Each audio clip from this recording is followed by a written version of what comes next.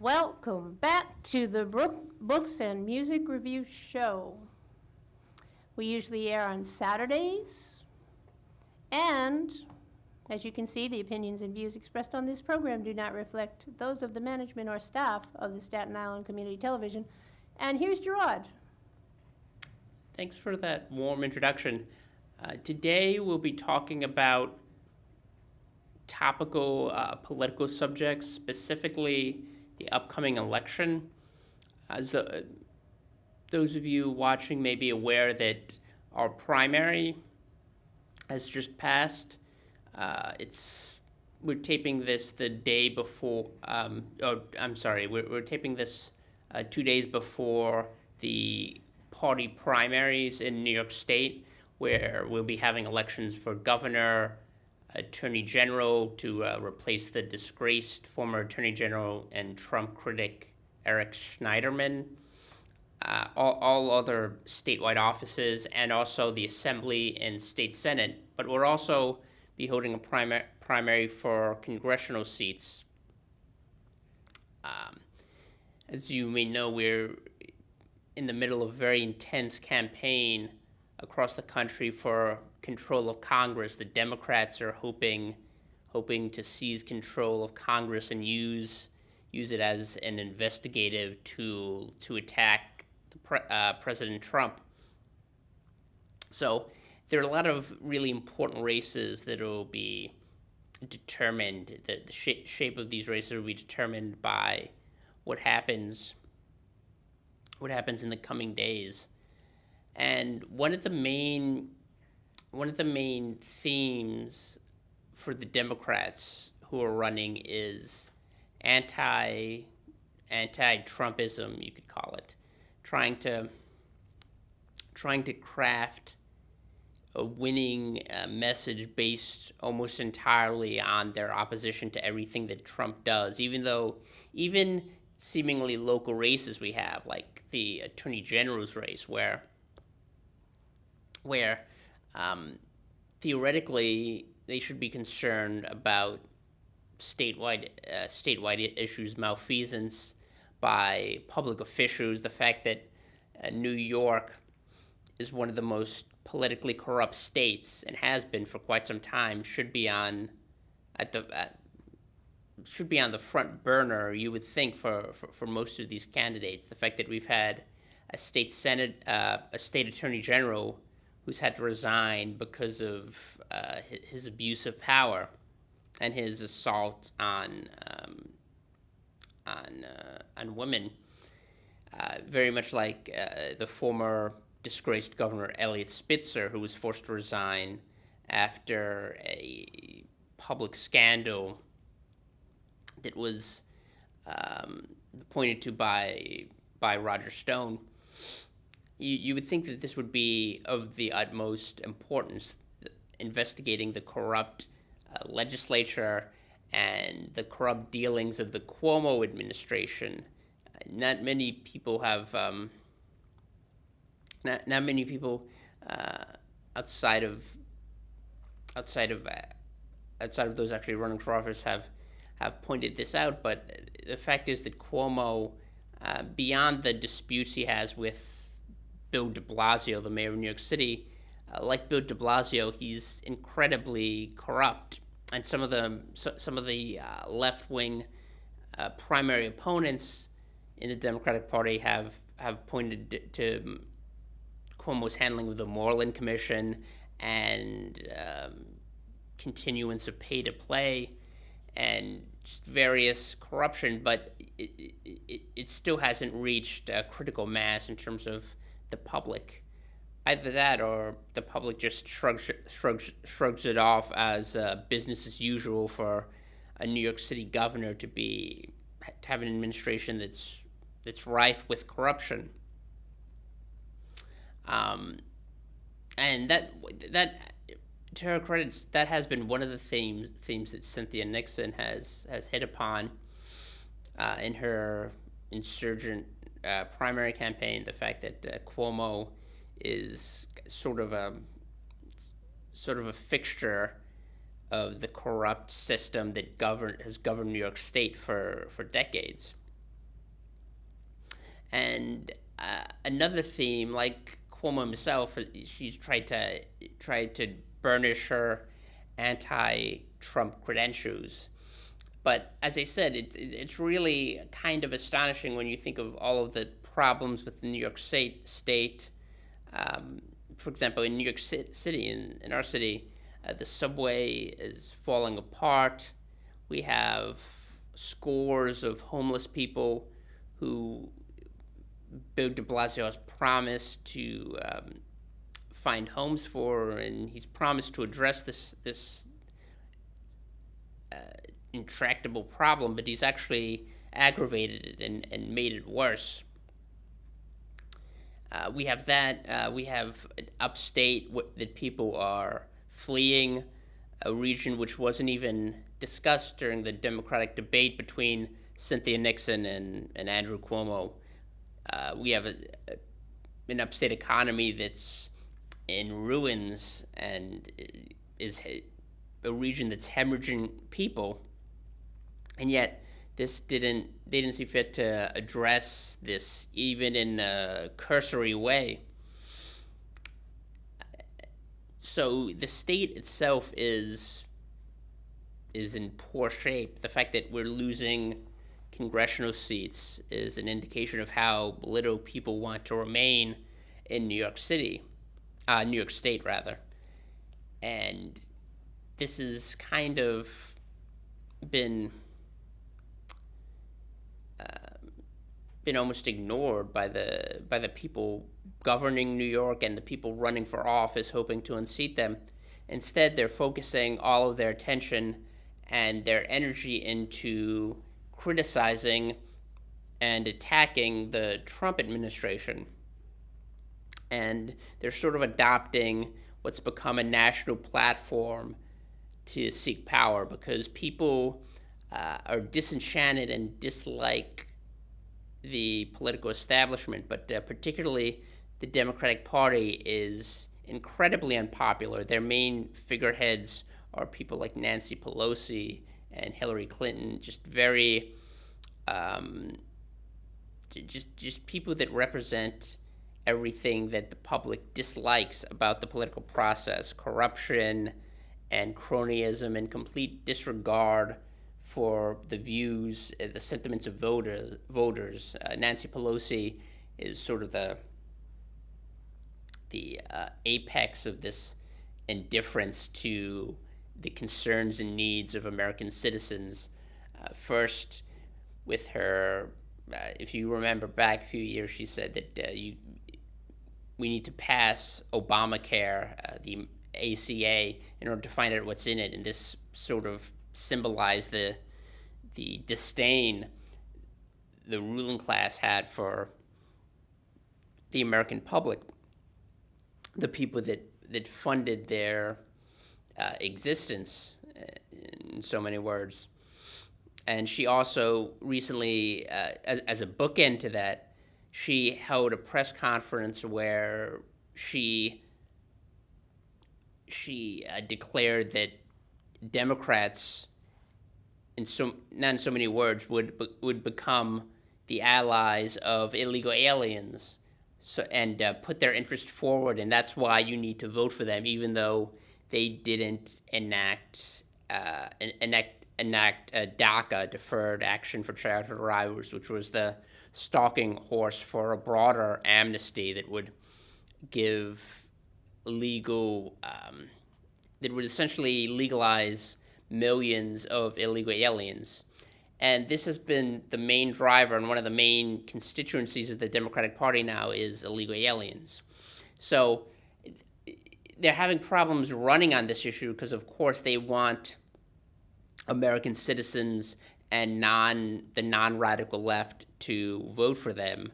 They tried floating an Abolish ICE bill. People like Kirsten Gillibrand and other very prominent members of Congress who hope to be the Democratic nominee against President Trump. They wholeheartedly endorsed this idea of abolishing immigration enforcement and the main agency tasked with immigration enforcement inside the United States. And it pretty much blew up in their faces. They didn't even want to vote on the bill after Republicans tabled it. So they realized that these are very unappealing proposals to get rid of immigration enforcement and to be openly supporting people who are not even legal residents, let alone citizens. So what they're doing is trying to craft a very bare bones anti-Trump platform for the next few months that'll allow them to retake Congress and pursue investigations of the Trump administration. And that's pretty much what the New York Democrats are doing as well.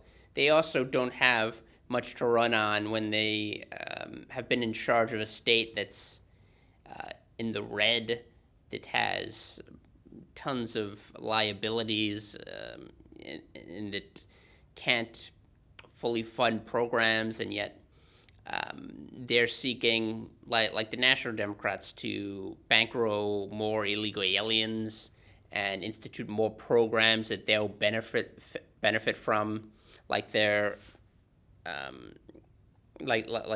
our neighbor to the south, New Jersey, whose governor was elected on a platform to give free tuition to illegal aliens. And Democrats there continue to lobby for more benefits in local towns. They want to give licenses to illegal aliens, like our former governor, Eliot Spitzer, tried to do. And they realize that these are unappealing issues, at least nationally.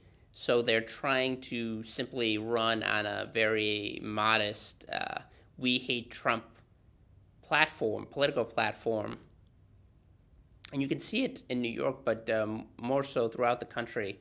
And it's individual, it's localized in different parts of the country. For example, in California, they're running against Devin Nunes, the head of the committee that's been investigating Rod Rosenstein in the Justice Department, and the Mueller investigation, the very overextended Mueller investigation, which was just reprimanded by the judge in charge for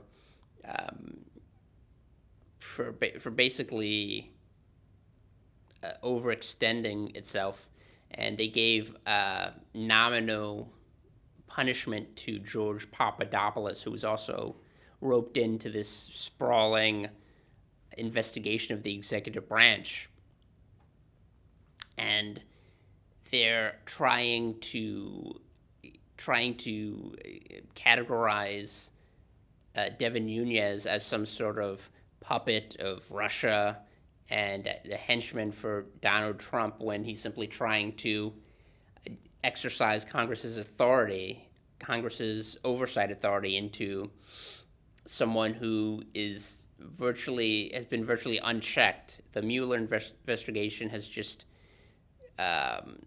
expanded to way over its original remit, to essentially just become a witch hunt of anyone tangentially connected to Donald Trump and the Trump administration.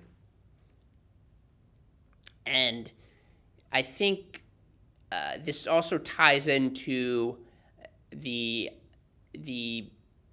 attempt to control social media and the collaboration between the government and big social media outlets to restrain and restrict and squelch speech that is viewed as inconvenient, particularly pro-Trump speech on the internet, on the World Wide Web.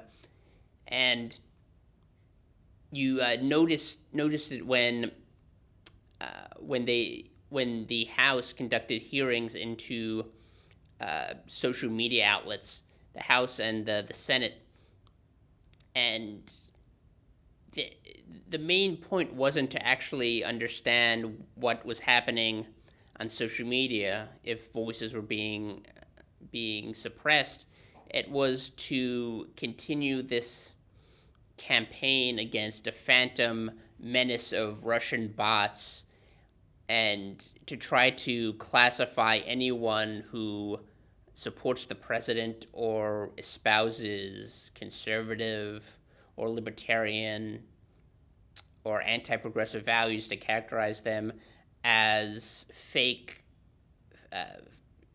kind of artificial voices, fake, quote unquote, fake news, which was a term invented by the media and appropriated by Donald Trump to point out that a lot of things that you see in the media are fake and artificial and not actual news. So you had Jack Dorsey and Sheryl Sandberg being given testimony, giving testimony to the relevant House committee, and you had on the fringes, you had Alex Jones kind of mocking them and going around the Capitol, the halls of the Capitol, confronting members of the media and the heads of these social media platforms. And a particularly relevant scene occurred when Alex Jones went up to Oliver Darcy, who is a quote-unquote reporter for CNN, an investigative reporter, and asked him why he was campaigning to have him ejected from social media. And I think I should explain the backstory for people who aren't aware, who are watching and might not be aware of this, but CNN has tried for the past year to expunge Alex Jones from every social media platform because they view him as a competitor, and they dislike the fact that he was responsible to a large degree for Donald Trump being nominated and being elected president of the United States. So this outlet, which masquerades as a protector of the First Amendment and dogged, inquisitive journalists, it's actually serving as the kind of the jackboots of the far left campaign to restrict and circumscribe speech and push people out of the public square. And Oliver Darcy is one of the main attack dogs in this campaign. He was the one that repeatedly harangued and harassed social media companies like Twitter, who were deemed as not being sufficiently anti-speech when it came to people like Alex Jones and people who express dissident opinions.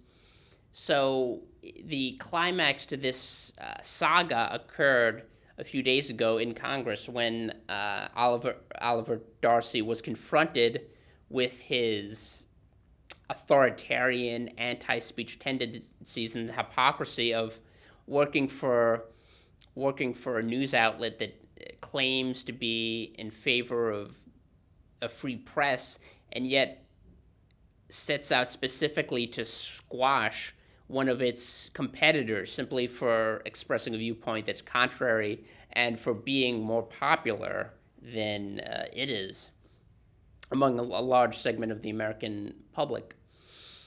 And of course, as a result of this confrontation, this confrontation was used as a pretext to ban Alex Jones from the remaining social media sites where he was still active. So, and it's not limited simply to left-wing press organs or Democrats in Congress like Richard Blumenthal, who actually want to see Fox News banned and restricted on social media and have their freedom suppressed. So you have a government, should they take back control of Congress, you have a party that wants to officially eviscerate the First Amendment, and then you have as a corollary to that, you have social media sites and journalists egging them on who want to perhaps not directly violate the First Amendment, but eviscerate the principle of free speech and the idea that there should be competing voices. And I think this dovetails with the Democratic campaign to attack Trump and try to portray his administration as being complicit in Russian quote-unquote collusion, is how they described it, even though there's been no concrete evidence to support the idea that the Trump campaign was significantly aided by Russia. They use a few $100,000 in Facebook ads that were ineffective, and most of which were bought after the election as their smoking gun that Trump's election is somehow illegitimate. They're using it to tarnish the fact that he beat an incredibly unpopular candidate who many people did not want to see nominated in the first place. So you have these two parallel campaigns going on of attacking Donald Trump personally and trying to slander the people who worked for him to get him elected, and a parallel campaign to essentially defang anyone who speaks up in support of Donald Trump on social media sites like Twitter or Facebook or YouTube. So even though there's a much broader scheme to a much broader plan to kind of bowdlerize and make the social media landscape more politically uniform, I think the proximate goal is to hurt people who support Donald Trump, not just and this is the goal not just of liberals and left-wing progressive groups, but also some Republicans like Marco Rubio and people who would rather not see Donald Trump empowered to pursue his political platform. And this is a campaign that's been going on for the better part of 2 years, ever since, well, even before Donald Trump was inaugurated president. They sought to thwart his political agenda.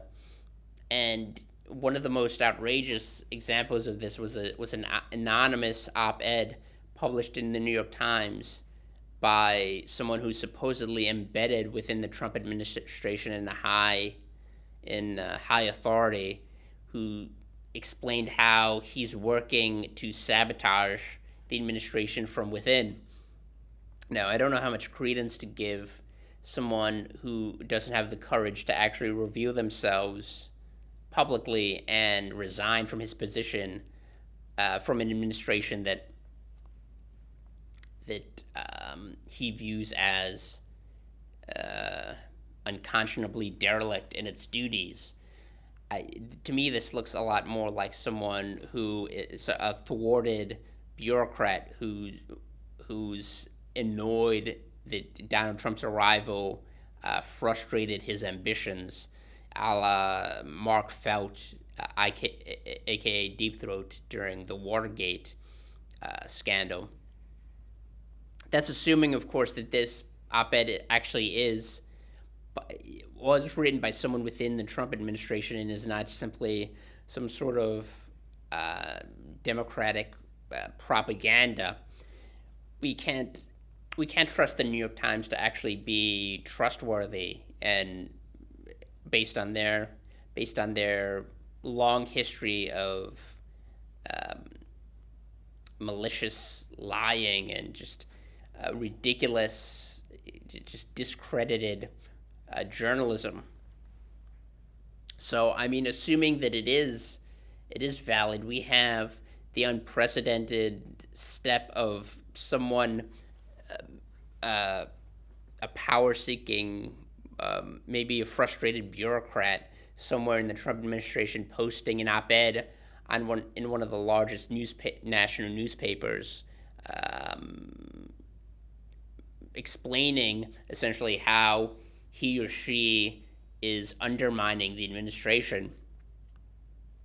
And this is just another example. Even David Graham, a liberal journalist for The Atlantic, pointed out how utterly bizarre and corrosive this is to our body politic. He wrote a piece explaining why this is so beyond the pale, and it seems like the quote unquote journalism community doesn't even care, that no rule breaking, no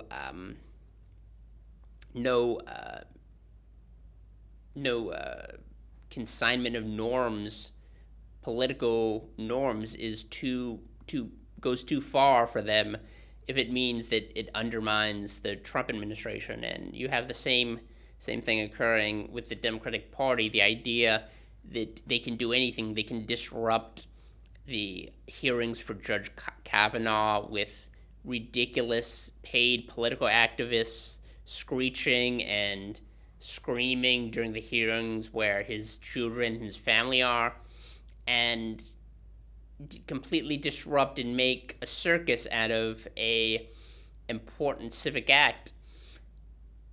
You have Democrats on the committee itself applauding people breaking the law and just being public nuisances, instead of actually formulating questions that would examine what Judge Kavanaugh's judicial beliefs are. And I think this is part and parcel of the national political landscape right now in 2018, that we have a president who's attacked as violating political norms, even though he's not the one urging people to break the law, in order to undermine his political opponents. And it's kind of a through the looking glass type of world where you have people accusing Donald Trump of being everything that they are, and they don't have the self-awareness to understand how hypocritical they're being, let alone how destructive what they're doing is for the Republic of the United States. So I think those are some of the things that need to be considered when you go to vote in a few days. You, of course, see this after the primary, but for the future in November, I think these are some things that need to be taken under consideration and contemplated when you go out and vote. And hopefully you've gotten a better idea of some of the issues at play. And we'll probably be talking about this again before November, but I just wanted to give you a brief overview of what's happening in terms of the national, and the state and local elections, which are right around the corner. So just go back and think about some of these things and become more aware of this as you read of the hyperbolic news stories attacking the president and attacking the party, and just try to sift fiction from truth and understand what's happening. We'll speak to you in the near future, and hope you enjoyed the show.